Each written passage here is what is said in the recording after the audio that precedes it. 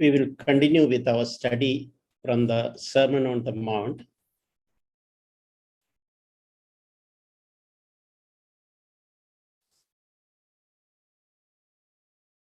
पहाड़ी उपदेश के हमारे अध्ययन को हम जारी रखेंगे। Today's passage is Matthew chapter 7, verses 15 to 23.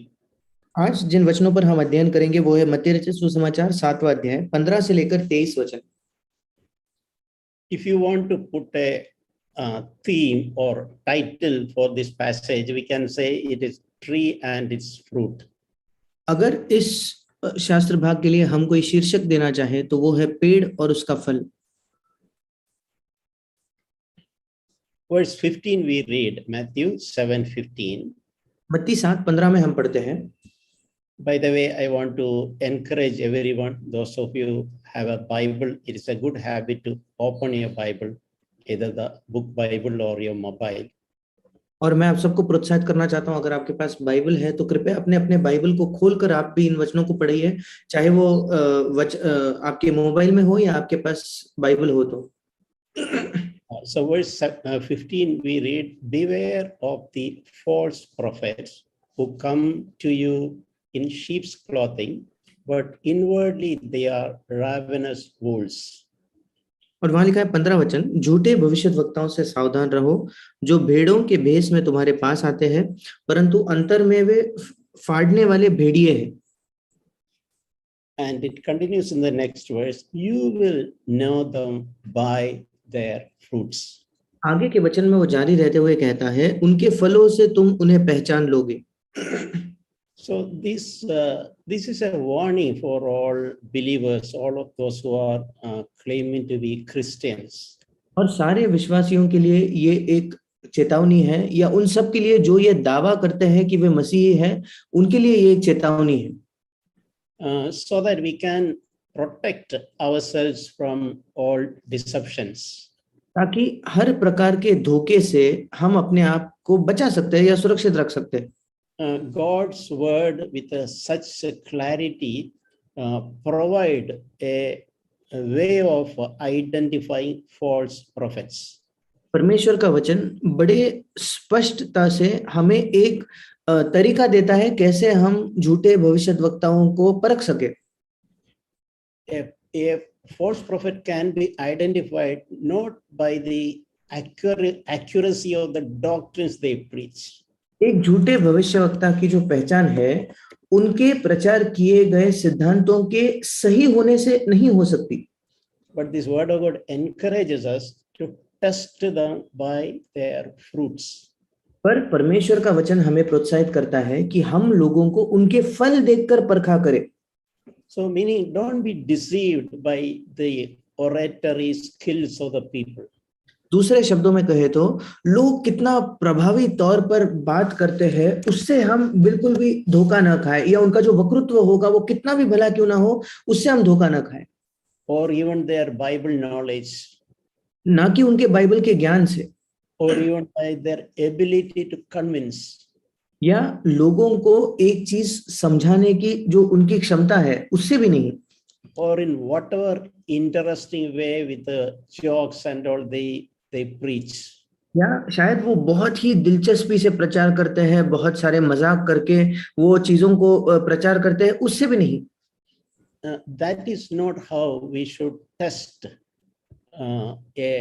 somebody who claim to be God's servant. पर जो व्यक्ति ये दावा करता है कि वो परमेश्वर का सेवक है, उसको इन सारी चीजों से या इन मापदंडों से हमें नहीं परखना है। But we should test them by their fruits. पर उनके जीवन का जो फल है उससे हमें उन्हें परखना है। So in such a clear way it is written here, we should never forget that principle. और इतने स्पष्टता से यहाँ लिखा गया है कि हमें कभी भी इस सिद्धांत को भूलना नहीं है। That's why we should never be carried away by attracted by the human abilities of people. और इसलिए कभी भी हमें ना ही आकर्षित होना है, ना ही लोगों के जो मानवीय क्षमताएं हैं उनमें खो नहीं जाना है। We should always look at their fruit. हमें हमेशा उनके जीवन के फल को देखना है। So it's interesting the way it is written. You see, one person can be inwardly like a wolf. और बहुत दिलचस्प है कि यहाँ लिखा है कि ये संभव है कि एक व्यक्ति अंदर से फाड़ने वाले भेड़िए समान हो सकता है। Yeah, you know that a wolf means that animal. A wolf is a like we know what the picture comes to our mind when we think about that animal wolf.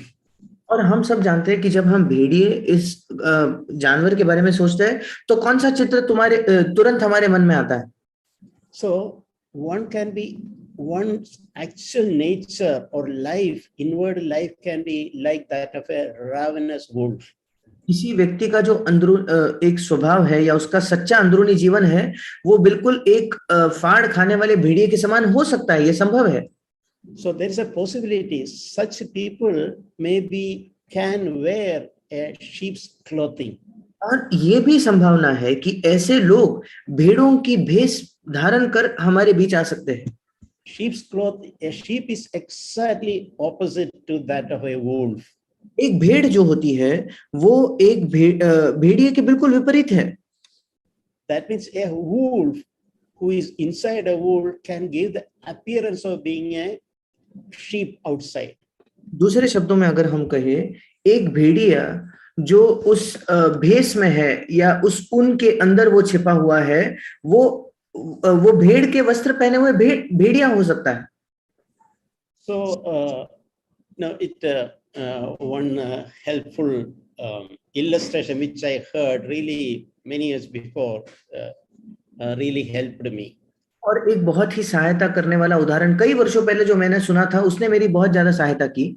It's like at home one person can be like a wolf. और वो कह रहे थे कि घर पे संभव है कि कोई व्यक्ति एक भेड़िए के समान हो सकता है। To our behavior with our wife and children, family members, our family members will witness about us like a wolf. हमारी पत्नी, हमारे बच्चे, हमारे परिवार के जो लोग हैं उनके सामने मतलब हमारे परिवार के लोग हमारी ये गवाही देंगे कि हाँ ये व्यक्ति भेड़िया है। So angry and attacking. हमेशा इतना गुस्सा करने वाला, हमेशा लड़ने पे उतावला या वार करने पे उतावला।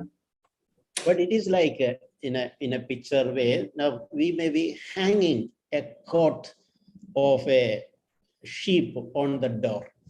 पर ये हो सकता है कि हमारे दरवाजे पर हमने भेड़ का जो ऊपर से कोट है उसे टंगा कर रखा है। And somebody from the church is visiting us. That person may be taking quickly before opening the door, quickly take that coat of the sheep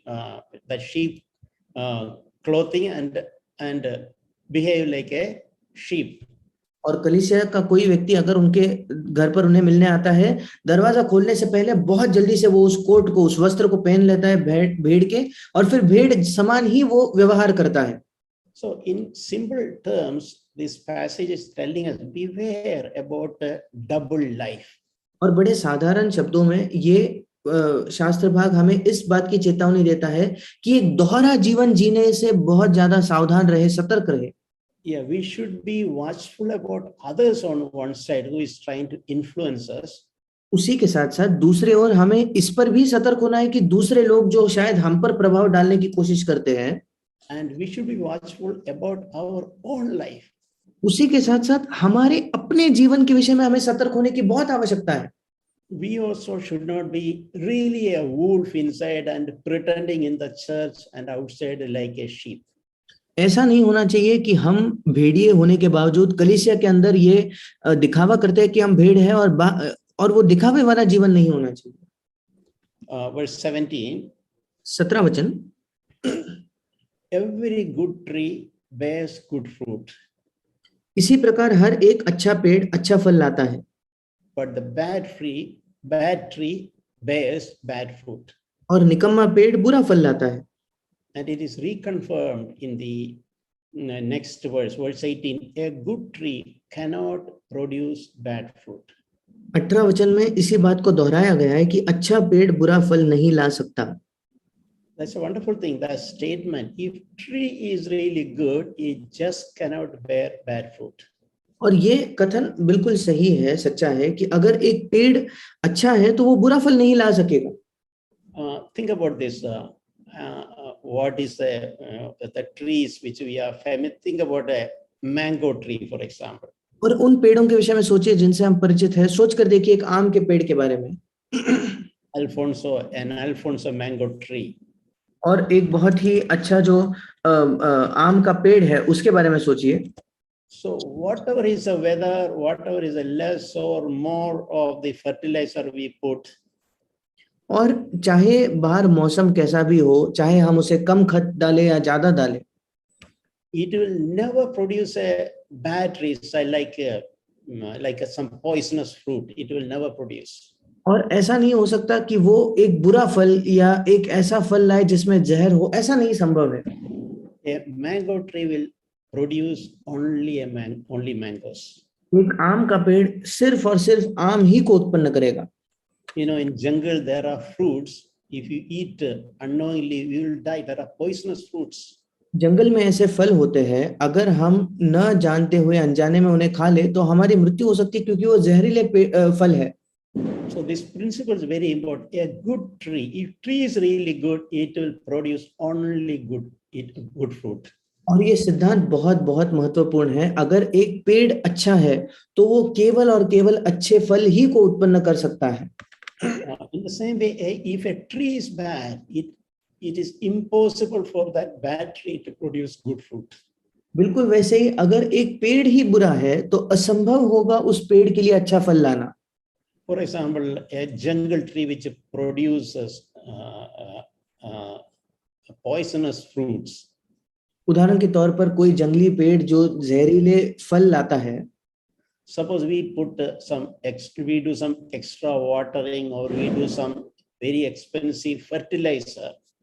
और सोच कर देखिए कि हम उसमें उसको बहुत अच्छे से पानी डालते हैं, बहुत ही महंगा हम उसमें खाद लाकर डालते हैं। That jungle tree will never produce a mango. वो जंगली पेड़ कभी भी एक आम को उत्पन्न नहीं कर सकता। So it is very important to make sure that the tree is good. और इसलिए बहुत ज्यादा महत्वपूर्ण है इस बात को सुनिश्चित करना कि पेड़ अच्छा हो। We need not even focus on the fruit. If the tree is internally good, it will naturally produce good fruit.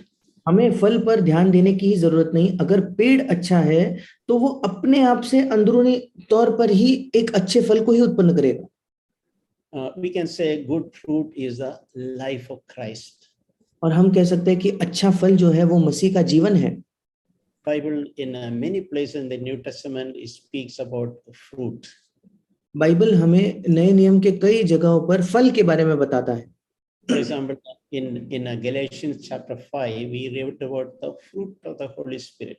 उदाहरण के तौर पर गलातियों की पत्री 5वें अध्याय में हम पवित्र आत्मा के फल के विषय में पढ़ते हैं। We can say about some 9 flavors of the fruit of the Holy Spirit. और पवित्र आत्मा के फल के 9 अलग स्वाद के विषय में हम वहां पढ़ते हैं। So that fruit can come out only when tree is good internally. वो फल केवल तभी बाहर आ सकता है जब वो पेड़ अंदर से अच्छा हो। Verse 19, 19 वचन, we read that every tree that does not bear fruit is cut down and thrown into the fire. हम पढ़ते हैं जो जो पेड़ अच्छा फल नहीं लाता वो काटा और आग में डाला जाता है।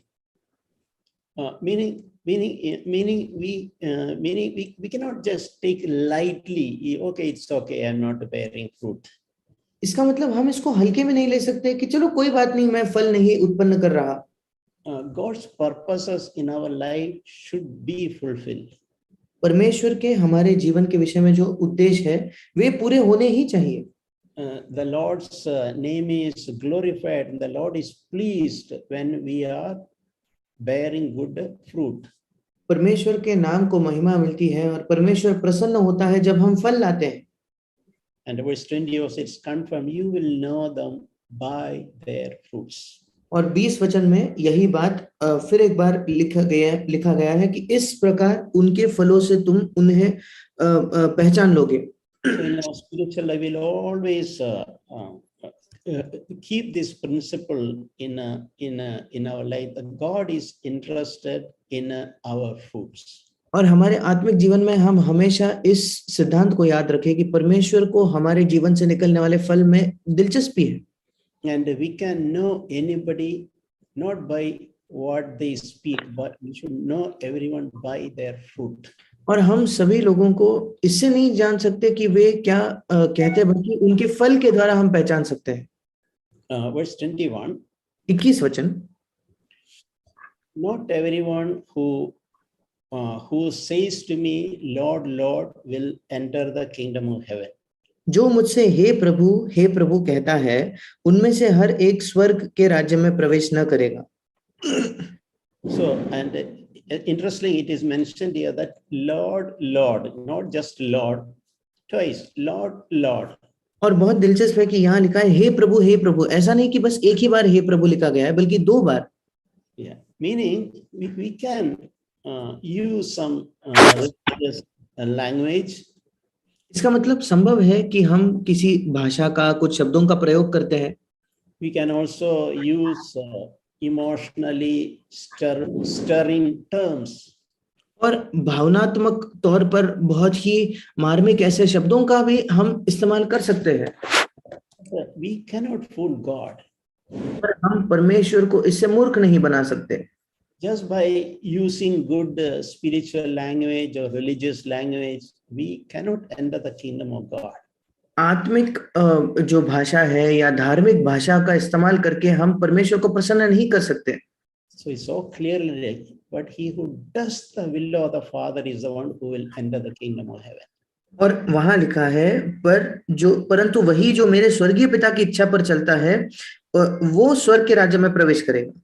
So all of us should have a passion and a desire to know the will of the Father and do the will of the Father.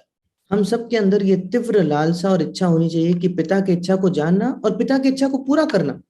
You know, in that song we sung, Arpita sung, it's a very meaningful song. जिस गीत को अर्पिता ने गाया वो बहुत ही अर्थ रखने वाला गीत है। See, it is what did we sing? We sang about expressing our love for Jesus. हमने उस गीत में क्या गाया? यीशु मसीह के प्रति हमारे प्रेम को हम उसका इजहार कर रहे थे। If you really love Jesus, it will be seen by our life. अगर हम वाकई यीशु से प्रेम करते हैं तो वो हमारे जीवन से दिखाई पड़ेगा। If we really truly love Jesus, we will be delighted to please him. अगर हम वाकई यीशु से प्रेम करते हैं तो हमें बड़ा आनंद होगा, बड़ी खुशी होगी उससे प्रसन्न करने में। And it will be a delight to us to even to do his will because of our love for Jesus. और बड़े आनंद की बात होगी हमें उसकी इच्छा पूरी करने में, क्योंकि हम यीशु मसीह से प्रेम करते हैं। So the Lord has expecting us, our motivation for our life should be our love Christ. और प्रभु हमसे ये चाहत रखता है कि हमारे मसीही जीवन की जो प्रेरणा है वो यीशु मसीह के प्रति हमारा प्रेम होना चाहिए। Yeah, Jesus told, if you love me, you will keep my commandments. क्योंकि यीशु ने कहा अगर तुम मुझसे प्रेम करते हो तो तुम मेरे आज्ञाओं को मानोगे। And if we really love Jesus, we will not feel his commandments are burdensome or even boring. और अगर हम वाकई यीशु से प्रेम करते हैं, ना ही हम उसके आज्ञाओं को बोझिल समझेंगे, ना ही उसके आज्ञाओं को हम बड़ा उबाऊ समझेंगे। So may God really help us to really increase in our genuine personal love towards Jesus. और परमेश्वर वाकई हमारी सहायता करे कि हम यीशु मसीह के प्रति हमारे व्यक्तिगत प्रेम में बढ़ते जाएं। And that will help us to easily and naturally help us to do the will of the Father, will of Jesus. और वो हमारी सहायता करेगा कि बड़े स्वाभाविक तौर पर हम पिता की और यीशु की इच्छा को पूरा करें। Verse 22. 22 वचन, Many will say to me on that day. उस दिन बहुत से लोग मुझसे कहेंगे। See, there is a day when we have to individually and personally face Jesus. एक दिन है जहां हमें निजी तौर पर, व्यक्तिगत तौर पर यीशु मसीह के सामने खड़ा होना है, उसका सामना करना है। So that day, many people will say, what they will say? उस दिन कई लोग कहेंगे, क्या कहेंगे? Lord, Lord, did we not prophesy in your name? हे प्रभु, क्या हमने तेरे नाम से भविष्यवाणी नहीं की? And not only that, in your name we even cast out demons. इतना ही नहीं, तेरे नाम से दुष्ट आत्माओं को हमने निकाला, And in your name we performed many miracles. और तेरे नाम से बहुत से आश्चर्य कर्म किए। These are not false, these are really to happen because they are talking to Jesus. ये जो जिन चीजों का वो वर्णन कर रहे हैं, ये कोई झूठी बातें नहीं है, वो सच्चाई कह रहे हैं। क्यों? क्योंकि वो यीशु से बात कर रहे हैं। So, but doing miracles is not the qualification to enter the kingdom of heaven. पर चमत्कार करना ये स्वर्ग के राज्य में प्रवेश करने के लिए जो योग्यता नहीं है। Probably these people were once upon a time they were genuine believers, genuine disciples. संभव है कि किसी एक समय ये जो लोग थे वे बिल्कुल असली विश्वासी, असली शिष्य थे। They loved the Lord, they lived a life before the Lord. वे प्रभु से प्रेम करते थे और प्रभु के मुख के सामने उन्होंने एक जीवन जिया था। And probably God gave them gifts, ministry gifts. और संभव है कि परमेश्वर ने उन्हें सेवकाई करने के लिए वरदान भी दिए। But in the latter part of their life, they left their love, but they were focusing only in their ministry and miracles, etc. पर उनके जीवन के अंतिम भाग में उन्होंने अपने प्रेम को छोड़कर केवल उनके सेवकाई, केवल उनके चमत्कारों पर ही ध्यान लगा दिया। And they thought their ministry can be a qualification to enter the kingdom of God. और वे ये सोचने लग गए कि उनकी सेवकाई ये योग्यता बन जाएगी जिसके आधार पर वे स्वर्ग के राज्य में प्रवेश करेंगे। So that possibility, is a very dangerous possibility. और ये बहुत ही खतरे से भरी एक संभावना है। People who started well and doing even spectacular things in the name of the Lord. ऐसे लोग जिन्होंने बहुत अच्छी शुरुआत की और प्रभु के नाम से बड़े अद्भुत ऐसे चीजों को किया। And unknowingly relying on their ministry as a eligibility to enter the kingdom of God. और अनजान होकर अपने सेवकाई पे वे निर्भर हो गए कि मानो वही उनकी एक योग्यता बन जाएगी जिससे वे परमेश्वर के राज्य में प्रवेश कर लेंगे। Verse 23, what did Jesus tell them? 23 वचन में यीशु ने उनसे क्या कहा? I never knew you. मैंने तुमको कभी नहीं जाना। Depart from me, you who practice lawlessness. हे कुकर्म करने वालों, मेरे पास से चले जाओ। Meaning they were doing externally many great and spectacular miracles, but inside they were like those ravenous wolves. इसका मतलब बाहरी तौर पर वे बहुत ही बड़े बड़े आश्चर्य कर्म और चमत्कार कर रहे थे, पर अंदर से वे बिल्कुल उन फाड़ खाने वाले भेड़ियों के समान थे। In their secret life, who nobody knew, no human being ever knew probably, but Lord saw that they were practicing lawlessness. उनके गुप्त के जीवन में, जिसके विषय में शायद कोई मनुष्य नहीं जानता था, पर प्रभु ने वो गुप्त का जीवन देखा, उसमें वे कुकर्म कर रहे थे। They thought that nobody saw it, but the Lord saw it. उन्होंने ये सोचा कि किसी ने मुझे नहीं देखा, पर प्रभु ने वो देख लिया। So that is why we should never look on gifts or ministry of some people and make some assessment. और इसीलिए हमें कभी भी किसी व्यक्ति के वरदान को देखकर या उसके सेवकाई को देखकर उसका मूल्यांकन नहीं करना चाहिए। But we should always assess people or discern people based on their fruit. पर हमें हमेशा लोगों की जांच या उनकी परख उनके फल के हिसाब से करना चाहिए। We can say this principle, make a person holy. हम इस चीज को कह सकते हैं कि पवित्र आत्मा प्राथमिक तौर पर एक व्यक्ति को पवित्र बनाएगा। So that's a test we can always apply to ourselves. ये एक परीक्षा है जिसे हम अपने जीवन में लागू कर सकते हैं। It's good to remember one quote with which Amy Carmichael, that godly woman, said. और एक कथन जो एमी कार्माइकल, जो बहुत ही एक ईश्वरीय स्त्री थी, उसके उस कथन को हम याद कर सकते हैं।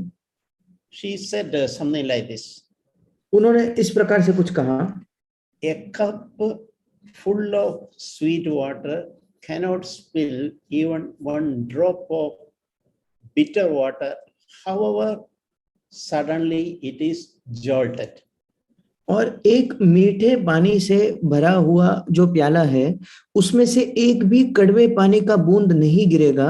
उसको कितने भी तेजी से या कितने भी जोर से आप क्यों ना हिला दो, उसमें से कभी भी कड़वा पानी नहीं गिरेगा। This is a simple illustration that godly woman God gave us such insight. और बहुत ही साधारण सा चित्र है, पर वो ईश्वरीय जो स्त्री थी, परमेश्वर ने उसे ऐसा एक ईश्वरीय इस बात पर मानो प्रकाशन दिया।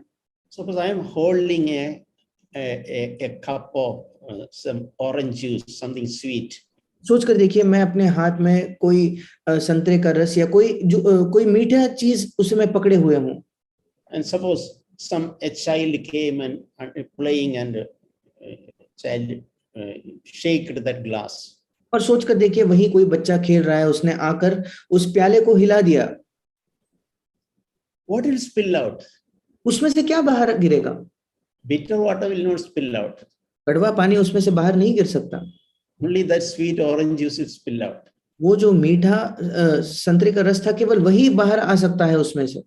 Sometimes meaning whatever is a provocation, only if we are really filled with the good things inside, only good things will come out.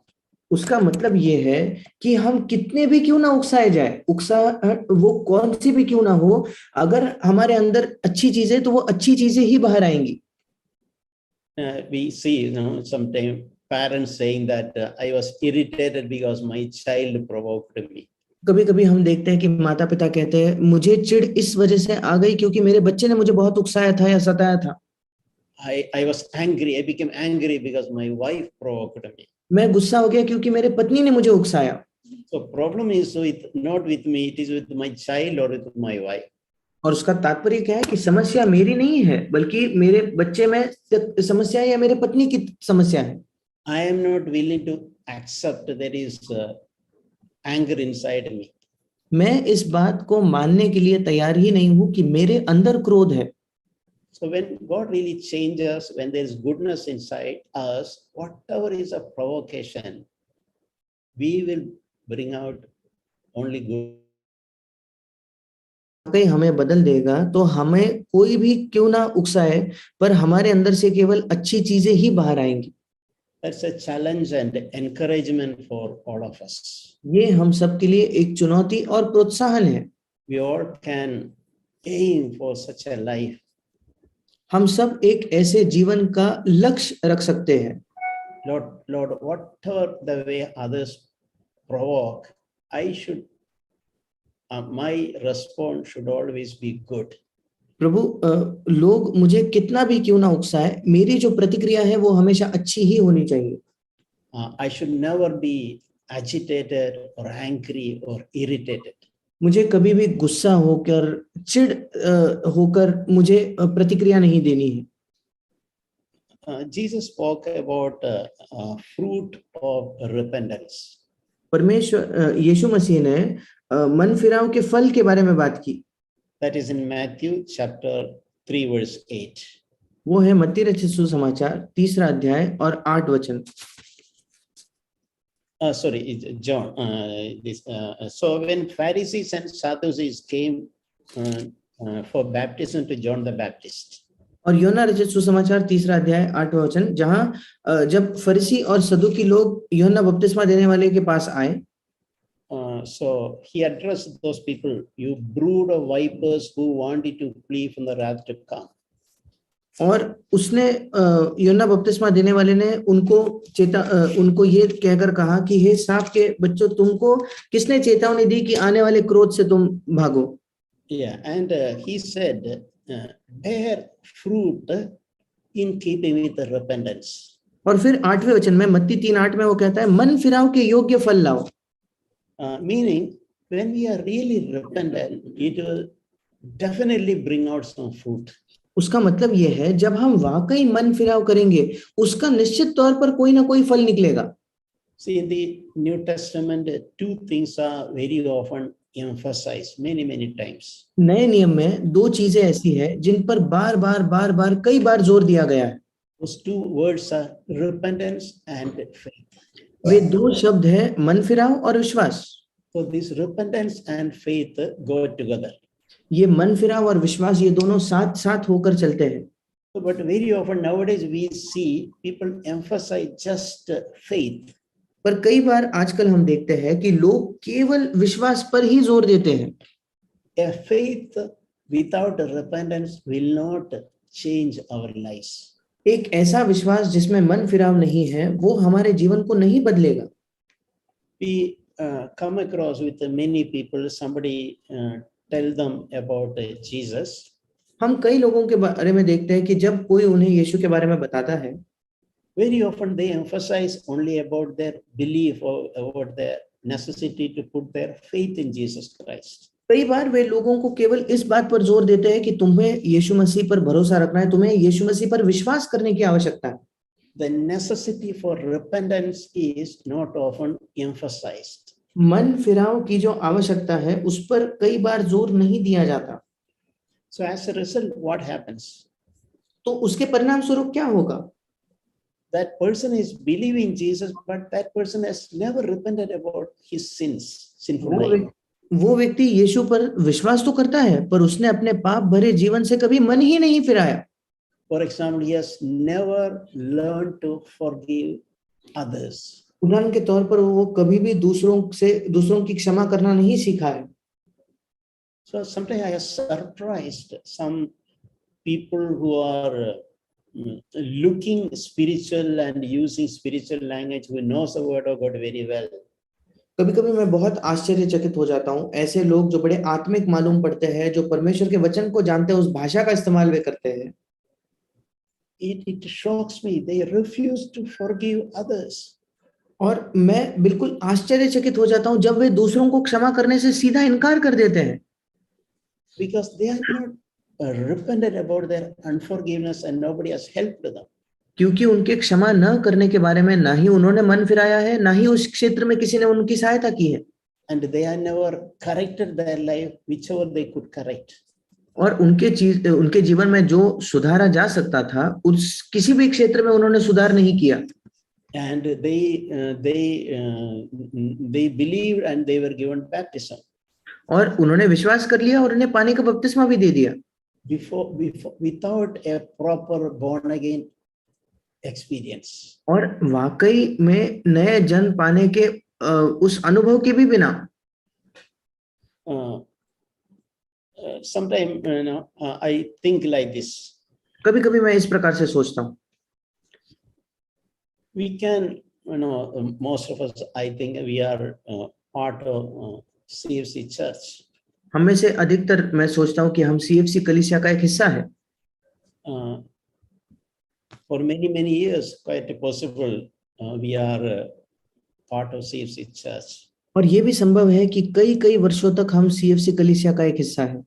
Now, this is something which Lord spoke to me personally. ये ऐसा कुछ है जो व्यक्तिगत तौर पर प्रभु ने मुझसे बात की। So I felt, I realized there is no point in claiming or boasting that I am coming to CFC church for many years, 10 years, 20 years. और मैं इस बात को सीखा कि इस बात में घमंड करने का कोई ये नहीं बनता कि मैं 10 वर्षों से या 20 वर्षों से CFC के कलीसिया में आ रहा हूँ। So sometimes I think I should be ashamed to say how many years I am part of CFC church. कभी कभी मैं सोचता हूँ कि मुझे शर्म आनी चाहिए ये कहने के लिए कि कितने वर्षों से मैं एक CFC कलीसिया का हिस्सा हूँ।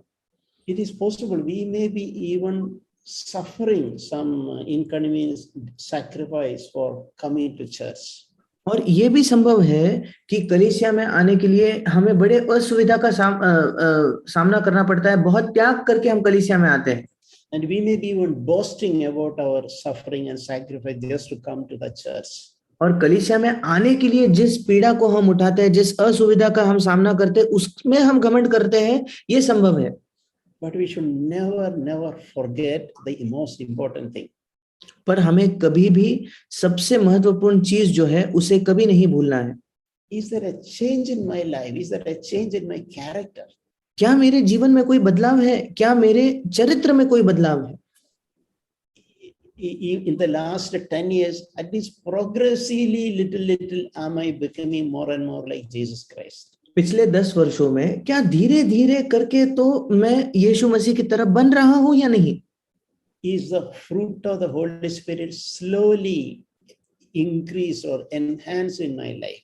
क्या पवित्र आत्मा का फल धीरे धीरे करके मेरे जीवन में बढ़ रहा है या बढ़कर दिख रहा है या नहीं? And I apply this rule to myself. और मैं अपने आप के लिए इस नियम को लागू करता हूं.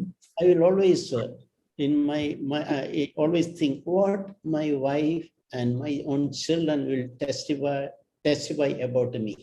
मैं हमेशा यही सोचता हूं कि मेरी पत्नी और मेरे बच्चे मेरे बारे में क्या गवाही देंगे. My closest relatives, what they will speak about me. जो मेरे सबसे नजदीकी रिश्तेदार हैं वे मेरे विषय में क्या गवाही देंगे? Because they know me much better than the brothers and sisters in the church. क्योंकि कलीसिया के भाई बहनों से बढ़कर वे लोग मुझे जानते हैं. Why I said is we should be utterly honest. मैं ये क्यों कह रहा हूं? क्योंकि हमें बहुत ज्यादा ईमानदार होने की आवश्यकता है. We should accept, even it is painful, the reality of our life. हमारे जीवन की जो सच्चाई है, हमारे जीवन की जो वास्तविकता है, वो हमें मान लेनी है, चाहे वो कितनी भी दर्दनाक क्यों ना हो. And even if it's painful, on that good foundation we should start building progressively. और उसमें दर्द हो फिर भी उस अच्छे नींव पर ही आगे हमें अपने जीवन का निर्माण प्रगतिशील तौर पर करना है. Instead of pretending and showing showing to others something outside which we are not really inside. के बजाय कि हम दिखावा करें और बाहर से लोगों को दिखाएं कि हम बाहर कुछ है जो वाकई में हम अंदर से नहीं है. I remember many years before, one of my someone known to me, I heard what his father was telling about him. और मुझे याद है कई वर्षों पहले एक व्यक्ति जिसको मैं जानता था, मैंने सुना कि उसके पिता ने उसके बारे में क्या कहा. We both were young at the time, young and unmarried. उस समय हम दोनों ही जवान थे, अविवाहित थे.